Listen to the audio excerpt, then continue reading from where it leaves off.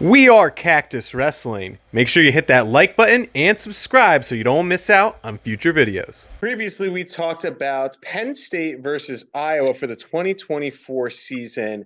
Now we're going to talk about two other schools that we think are going to be in the top four race for the team title in 2024. Ohio State, who took fourth place last year, and Michigan, who welcomes in a bunch of high-level transfers from the transfer portal. So we're going to look over their prospective lineups and see how they match up. Starting at 125, the newly transferred Michael D'Agostino at Michigan now after using up his eligibility at Northwestern.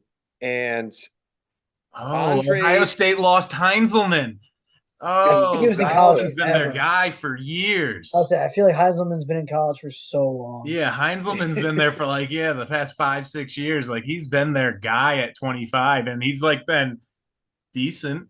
I had to double take at this name here at Andre Gonzalez, because maybe do we see Nick Bouzakis go down to 25? Is he?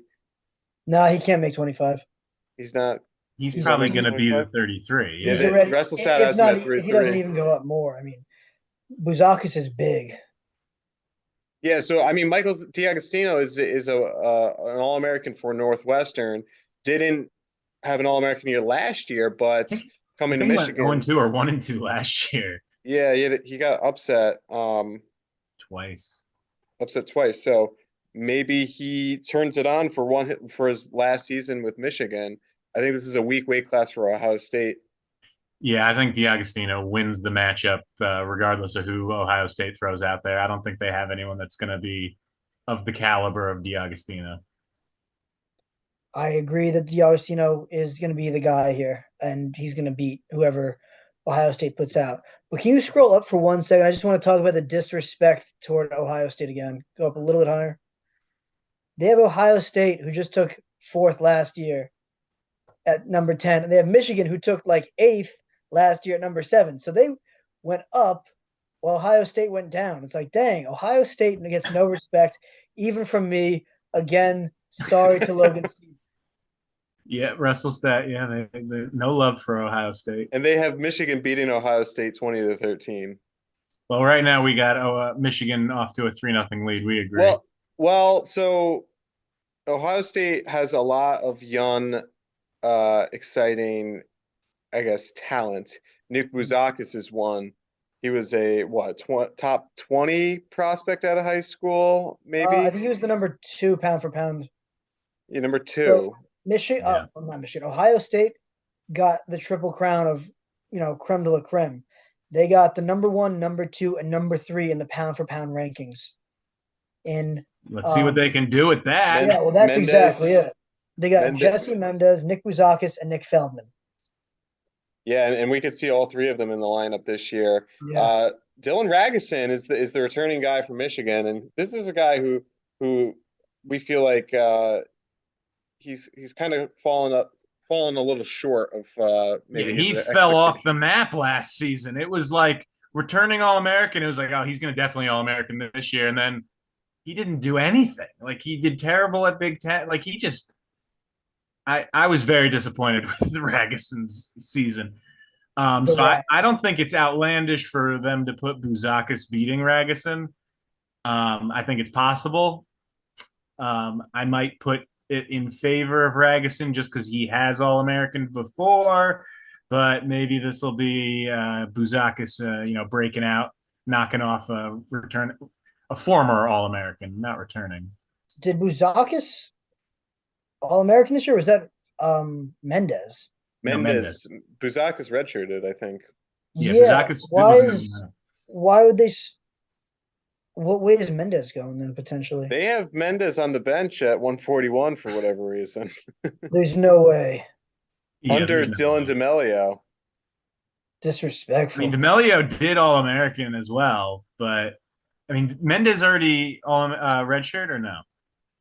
They entered at the same time, so Mendez hasn't redshirted yet. So yeah, that might be what they think is going to happen. They think Mendez might be.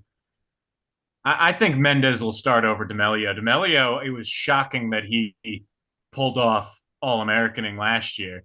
Yeah, Well, I think 141 is such a deep weight class too. I think Mendes has the higher upside because you got Yeah. Real Woods, you got Bo Bartlett, you got Andrew Alirez, all returning, Brock Hardy.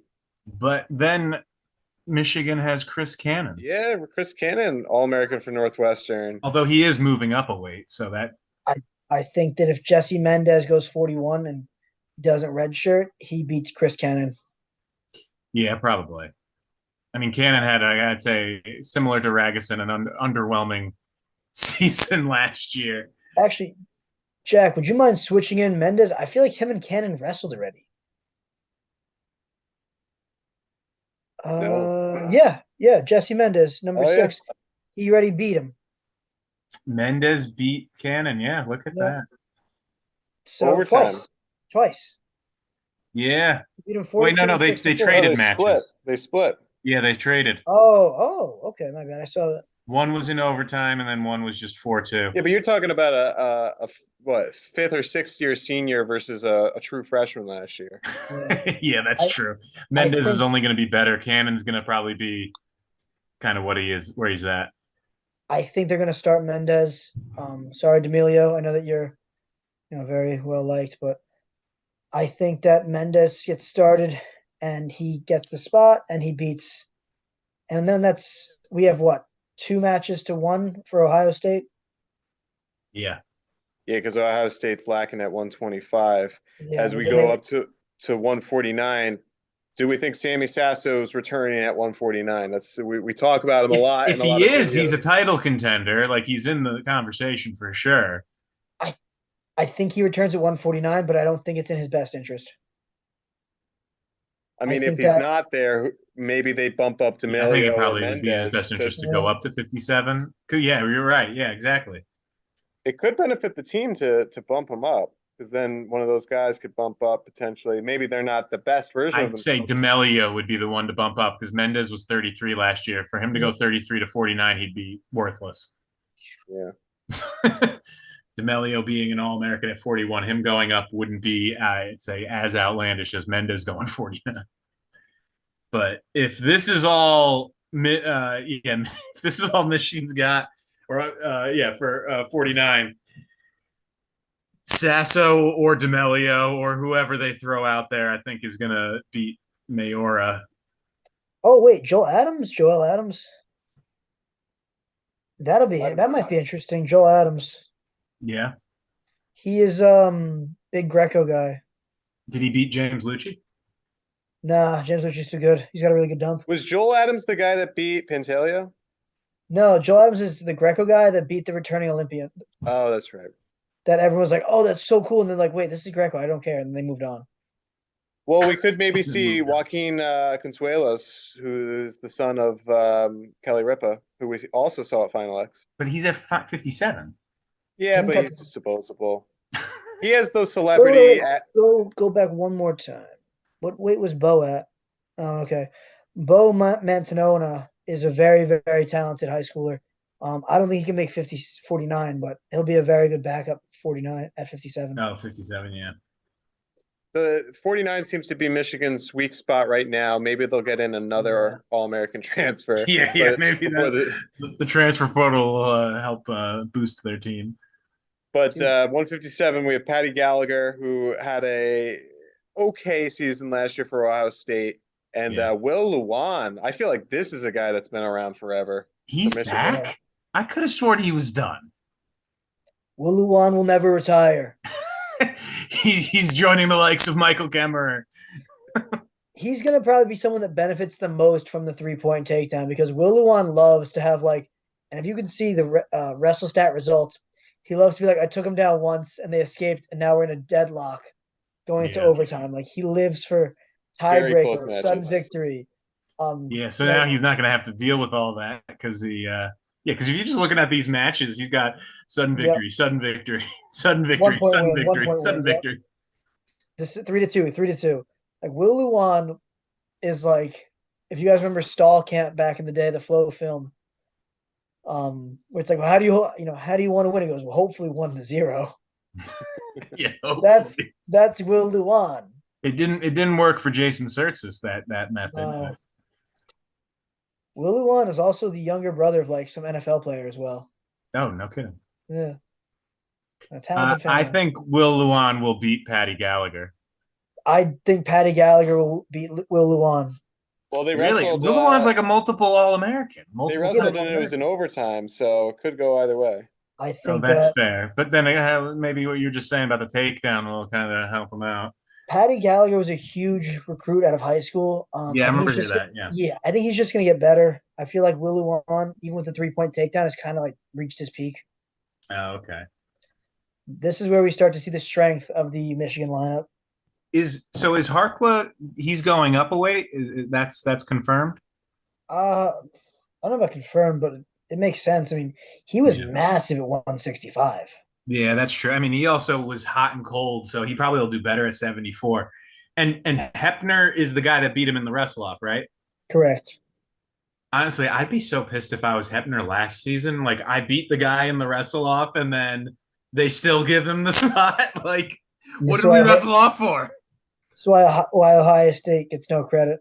Yeah, yeah. I feel for you, Bryce Hepner. You should have been the guy. I mean, Harkla. Come guest appear on the show, man. He didn't. Harkla didn't even All American last year, right? Wait, was that Rocco Welsh? I definitely think I saw that. Yeah, He'll be a starter. at 74 over Harkla. Honestly, possibly. Really? Yeah. It's very interesting. I mean, Well, anyhow, Cam Amin will definitely beat Hepner. as much as I hate Cam Amin, there's no way he's not beating Hepner. Well, I find I mean, it unless interesting that Hepner's jumped leaps and bounds, and he's the next. Dude, they had a 6-4. They had a 6-4 match. He's the next. So actually, yeah, he might be the next Kassar. Gosh. Watch out, Bryce Hepner's going for that national title. Keegan O'Toole, watch out. wait, Bryce Hepner beat Cam Amin. Yeah, he beat Cam Amin in 2022. It's no He's the real saying. deal.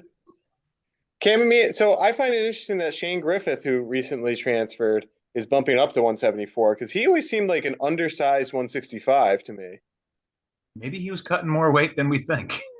I mean, it's his last season. Maybe he just wants to go out fat and happy. Yeah, that could be it too. And maybe he wants to avoid O'Toole and Carr. All right, so Hepner he was wrestling unranked when he beat So wait. You're telling me Hepner not only beat Carson Harkla for the wrestle-off, he then beat returning All-American Cam Amin, and Tom Ryan's choice was, we're going to put you on the bench. That's the best place for you. What? You'll be safe here, son. You'll be Well, safe here. What is that? Come on. Was that his redshirt year?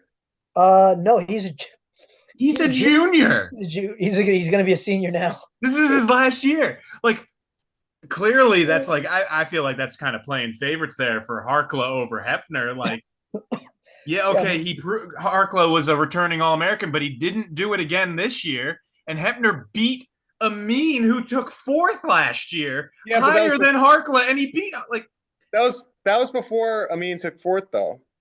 But it says it was at the CSU Open.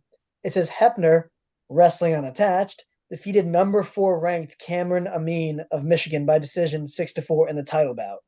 I mean, Hepner has been a major disservice has been done to you. I feel bad for you, man. Like, you should have started as a junior. Maybe there's other extenuating circumstances that we're unaware of, but go to Penn State. From what we can see, it looks like you should have been the guy at 65, and Harkla should have been riding that bench. We know who Mike's picking for his fantasy bracket next year. Bryce Hepner. Anybody over Cam Amin. So 174, Shane Griffith is entering the mix. Could he potentially beat Carter Sarachi? No. I mean, I don't know. I would have never thought he was going to beat Evan Wick, especially after the first 3 matchups. That was 3 years ago now. That was 2 years ago. 3 seasons. Still, I wouldn't count Griffith out. And he almost beat Quincy Monday, right? I feel like Griffith has an interesting style that is different than others, that like he matches up with guys He- differently. Maybe Starochi won't be able to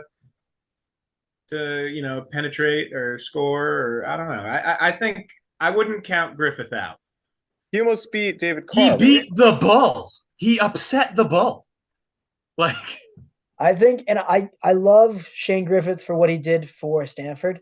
yeah, But I think that was his peak. his coup de grace. Yeah, I think if I was him, I would have been like, you know what, I'll never wrestle again, and just taken off my shoes and walked away. And they're like, wait, you have so much eligibility left. He goes, no, I'm good, thank you. No, thanks. I'm done here.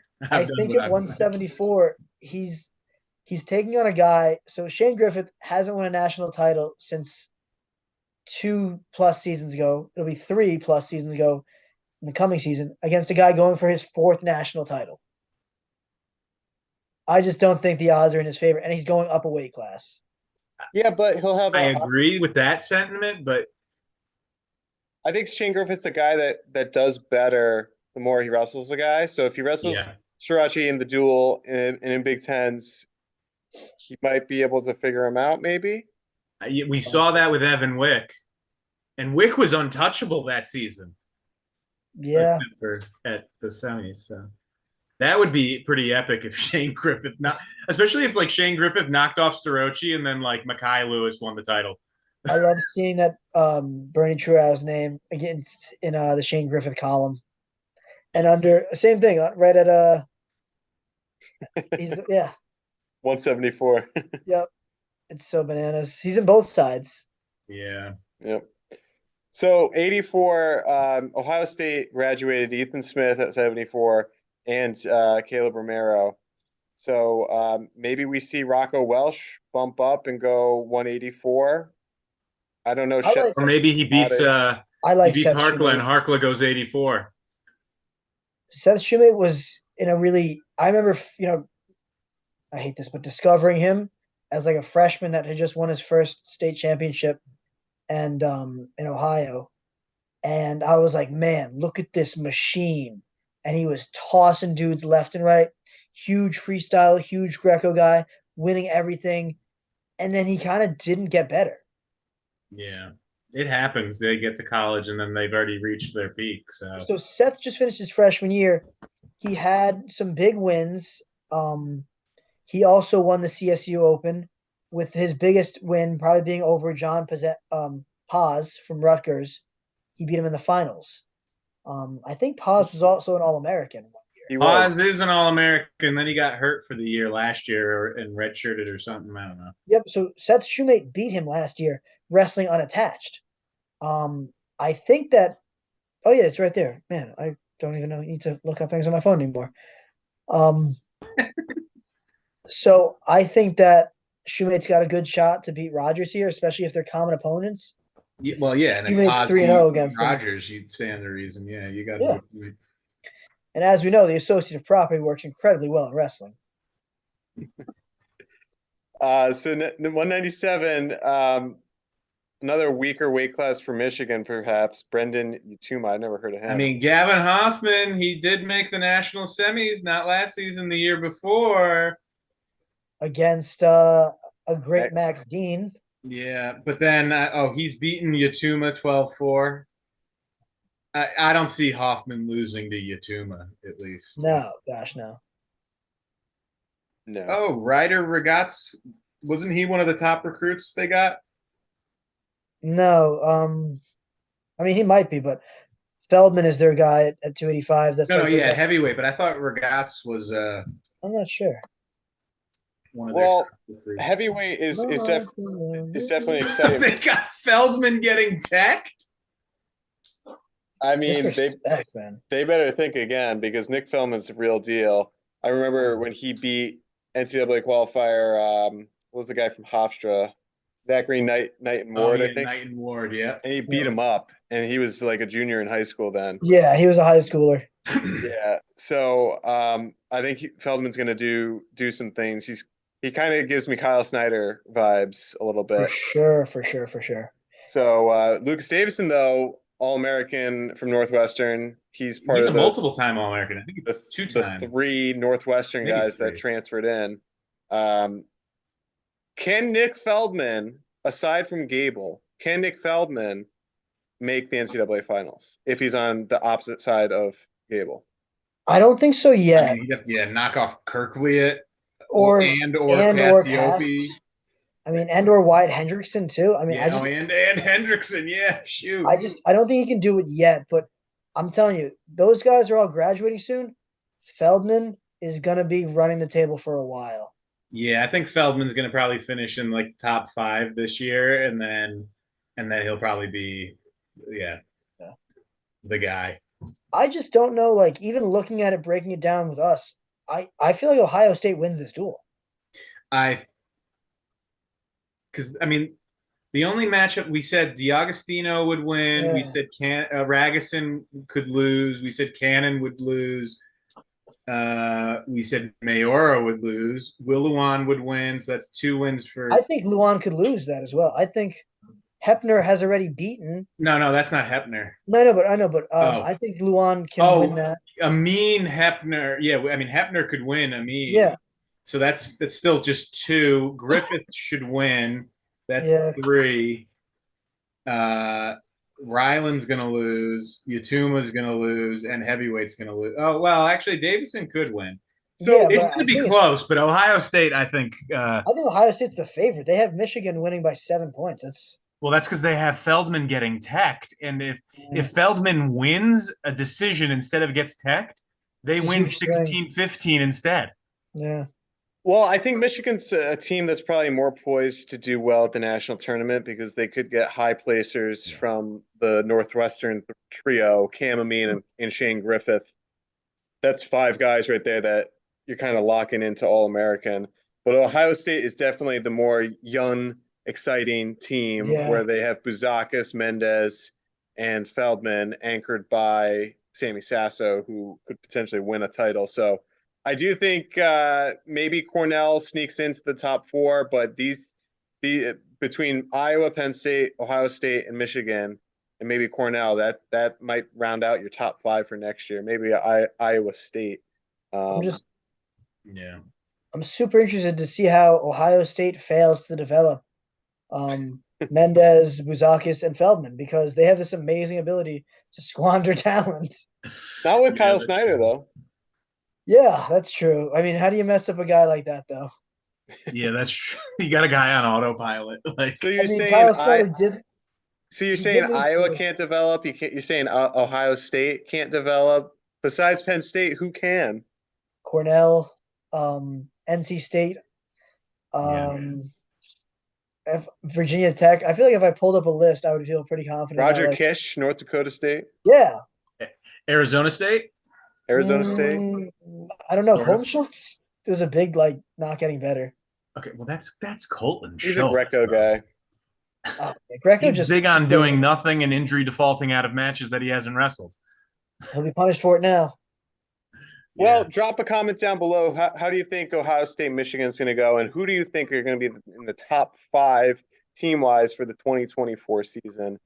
Let us know down below. Thanks for watching. We are Cactus Wrestling, and we'll see you next time on our next video.